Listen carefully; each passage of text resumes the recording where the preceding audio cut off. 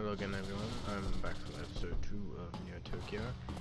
We're going to go over a few things I might have missed in the last episode, which unfortunately was a little bit short, and, you know, general gameplay. Okay, so, I have a horrible name for maps in this game. There are so many with abstract names, it is not funny. But, I think as you play, you generally get used to them just by looking at a hallway or stretch of land. But as I unfortunately was cut off last time, I was gonna say this is free to play if you guys haven't checked it out on the link in the last video. But I'll put that below in this description as well. This next round coming up, I'm going to be reviewing the assault class compared to the ultralight maneuverable scout class, which we have here with 13 seconds of click on maximum. Oh shit. Somebody pick up the ghost and move it up. We can't really afford to have it so close. But unfortunately in this round I'm gonna have to play. But as you can see, the assault, that's an assault model there. They have generally less maneuverability, less speed, slower. And SRS. It's called the middle ground by most players between maneuverability and damage. You still get about 7, 8 seconds of cloak, whereas the scout gets 13 or 14 on maximum. They also receive better equipment in terms of damage. One of their initial rifles, which I'll show you, that's an assault there. One of their initial weapons is the silenced version of one of the better weapons the scout gets. In game, you can drop any weapon you have. Use mouse 3 to scroll, or scroll wheel if you're not familiar with the term. Usually you have a primary weapon, secondary weapon. As a scout, anything above the first strength gets a det charge, or detonation charge. That's basically a remote controlled explosive. Usually it's set up around ghosts here. But I know certain classes you get diffusal kits for those. There's an assault class or support. Sorry. The heavy tanks. He currently has the equivalent of a Japanese minigun currently. As you can imagine, being called Neotokyo, this is based in Tokyo, Japan. Oh, shit.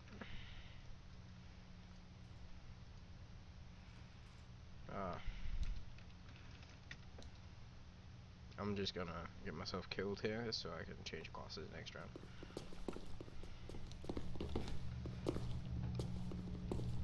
I'm not gonna expend much effort on this round. We covered most of what scouts could do. Oh, one of the other maneuverability factors that scouts get the most of is leaning. It reduces your posture, so enemies can't see you around corners nearly as well. Oh, don't stand in front of me. There we go. Got a few down. So leaning, it for any player who's outside of the general area where the servers are set, leaning is a bit laggy. It goes back and forth a few times before you get it right. But leaning is effective, like you saw here. This guy, this guy here is leaning at a distance around the corner, as you can see. It reduces his profile somewhat for people aiming at him, even with snipers. Although snipers are most effective against people who lean around corners. I'm still in my hood, man. Albeit not very effective in urban combat. But one day. Another factor that Neotokyo takes in when combat is concerned is jumping. As you can see here on the ground level, all this seems like props, but most maps include a second surface, as most people refer to it. Basically rooftops, parkour. Even so this one not particularly, but side surfaces can be climbed across, for example. But here we go, we're changing map.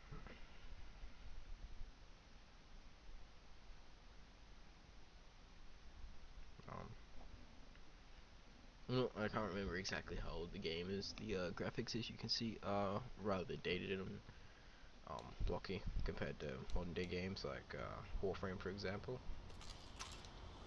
in terms of free-to-play games. The servers are still up and running pretty strong. I believe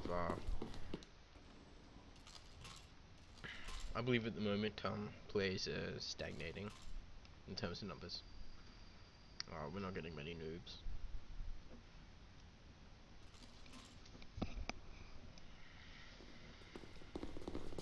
The story, as I understand it, although there is lore somewhere out there, I think, like I said last time, it might be a book, I'm not sure. I'd have to go and look for the original lore, but the original lore is, I think this is 2070-ish, that the story's set in, and terrorist organizations are trying to steal artificial intelligence or something or other. That's what the Ghost is. Although they somewhat watered down some of the story elements for the game.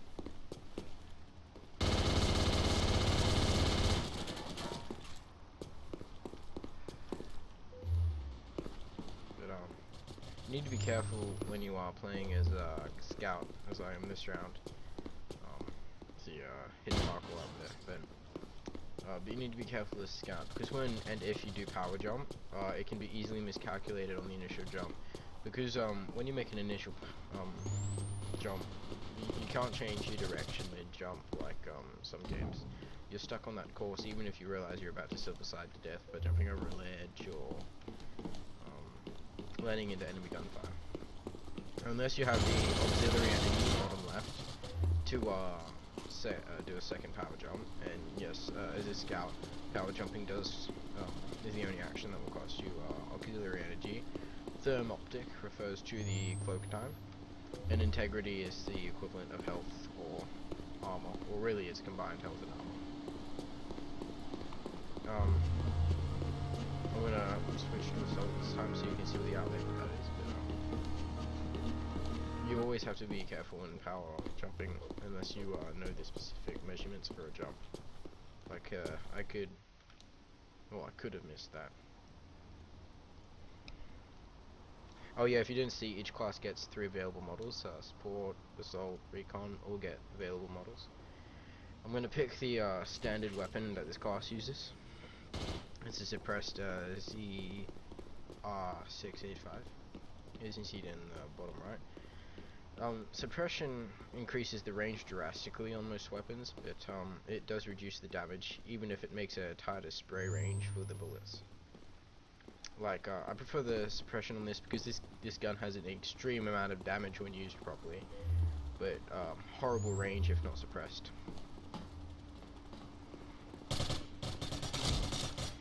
See that the average walking speed's about a quarter of that of the scout class. But they're quite effective at mid-range combat, whereas scouts are effective at long and short ranges.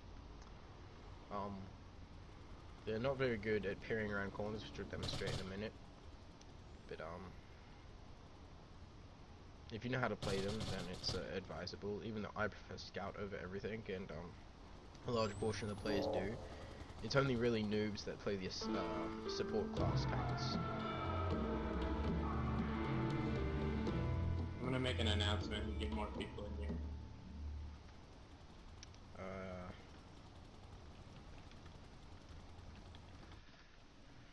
Oh, interrupted. I'm going to pick the long range option. So, but once you play here for I don't know, a week or two, you get to start to know the personalities of some of the bigger players. Veteran players, as they're referred to in most games. So this here is basically a carbine, long range, no scope. Suppressed does increase the range, although I find it's not as effective as people think it is when it's suppressed. But some people use it like that. See, that's extremely accurate. That is pinpoint accuracy right there. But it's arguable as to whether it's actually effective in combat. Like that, it's a semi-automatic. It fires as fast as you can pull the trigger, with an obvious limitation to that speed. But Fuck me.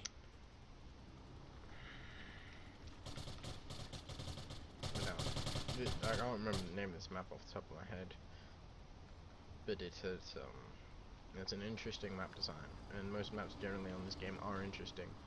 I think you'll find if you go back and read all the lore, all the maps will make some sort of linear story sense. Like this will be a particular event in the story, whereas the map may have been an event before or after it, like a game campaign. But I'll link, yeah, like I said, I'll link the in the description the link to the Steam page for this, because I know they have links to the lore somewhere if you're interested in that. Let's go with the unsuppressed version this time. Less range. I'm not a fan of the holographic side itself. I think it gets in the way. Oh yes, team killing, important part here. If you kill your teams within 30 to 40 seconds of the game starting, the damage will be inflicted on yourself, and well, obviously you'll die.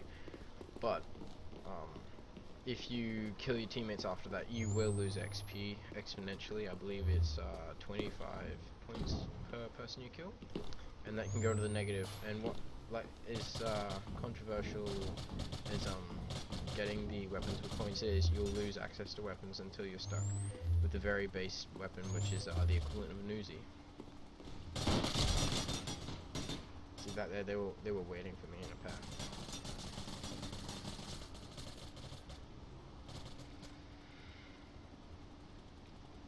But up here, sniper rifle. That is a scout class sniper rifle, tier 2 from memory. We want to keep an eye on the killers.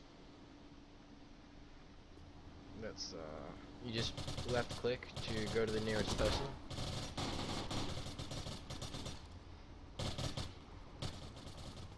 I think you find with larger maps, there's areas of the maps that are just littered with blood. And I find the best tactic is you wait about 2.5 minutes, oh, sorry, not 2.5 minutes, about 40 seconds in proportion to after the game starts, and that's about the point when the enemy team sets up their front lines along wherever it is on the map, and you always take the most outward path around and flank behind the enemy line, and you just devastate them. Like we're talking 10-15 kills. And I find that's often the most effective strategy in taking out the enemy. Frontal assaults against large teams, silver side, because of, well, long-range weapons. Against anyone above noob rank. Playing the defensive often gets you killed because enemies will find ways to flank you, as suggested. This NSF ally here. See the weapon he's using, the Z. Oh, nice. Now you see he's using the pistol. Each class has a different pistol, mind you. You can scavenge ammo from bodies, but it doesn't have pinpoint accuracy. Although I would like to think, as I said, it has good accuracy. It's a shame they don't use solid quantifiable statistics. It's more of a you get a feel for a weapon.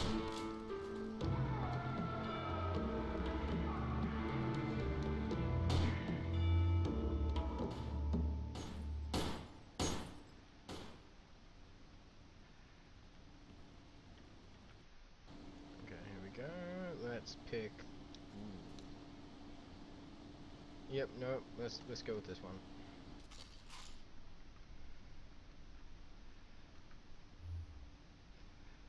Okay, let's do this. Holding down shift as an assault will allow you to sprint, although as you can see it rapidly uses auxiliary power. You get 8 seconds of thermal optic camouflage. As a tip for players, thermal optic camouflage works significantly better when standing still. It'll go a shade or two lighter and the details become blurred. It's much harder to see someone standing still against a backdrop once under thermal optic, compared to someone rapidly moving.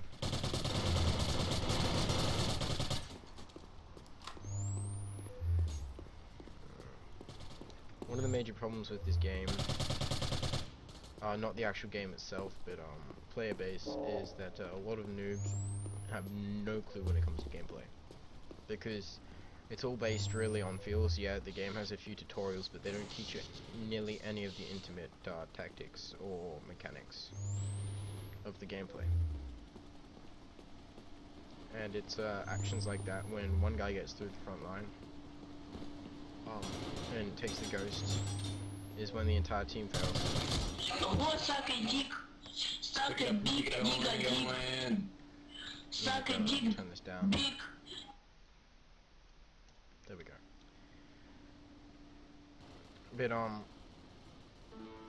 this game is really either you play as a lone wolf squad of individual players who will each try to flank the enemy front line independently, or you work as a team and you hold the front line and you take it.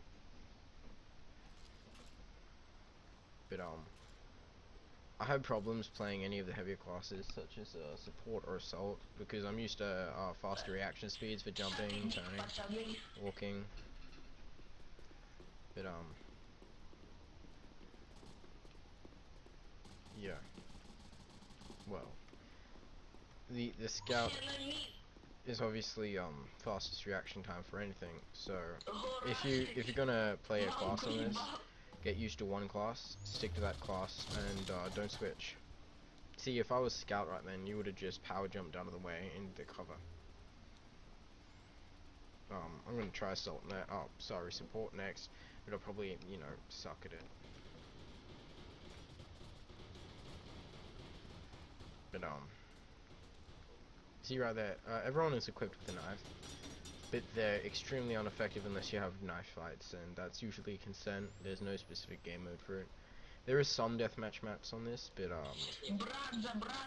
the only difference is there's no ghost to capture, and one second, I'm gonna mute this guy. He sounds pretty bad. Where is it? Playlist. There we go. As I was saying,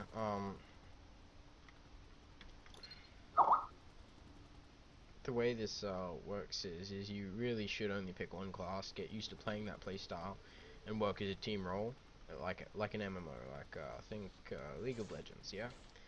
You have the healer, you have the tank, etc., etc.